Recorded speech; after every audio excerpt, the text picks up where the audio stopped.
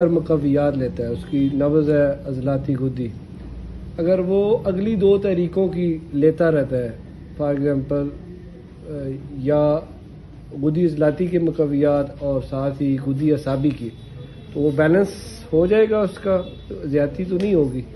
دیکھیں، سوال تو یہ ہے کہ اگر عضلاتی نبض میں اگر ضعف آ گیا ہے تو پھر آپ نے 4 نمبر اور 5 نمبر مقویات استعمال کرنے ہیں۔ ٹھیک ہے۔ جو 4 نمبر اور 5 نمبر مقویات ہیں ان میں گرمی ہے، خشکی نہیں ہے۔ خشکی نہیں ہے تو خشکی کے سبب یہ مرض پیدا ہوئی ہے۔ ٹھیک۔ جب آپ نے خشکی کو توڑ دیا تو اس میں یوں کہہ لیں کہ اس کی قوت آنی شروع ہو گئی۔ اصل تو مرض کا جو سبب ہے وہی آپ نے توڑ دیا۔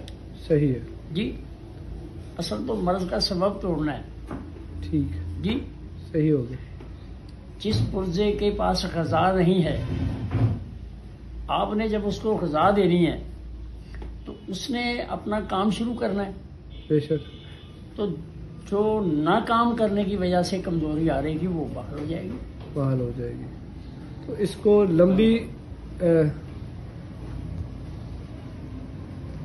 لمبے عرصے تک نہیں لے سکتے، جیسے ایلوپیتھک میں وہ سالہ سال جو ہے نا ملٹی وٹامن لیتے رہتے ہیں۔ جی، ان کا اور ہمارے یہی تو فرق ہے۔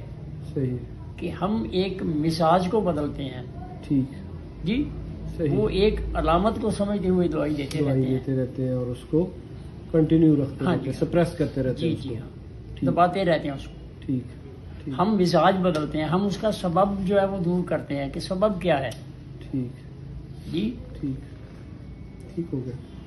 جزاک اللہ خیر۔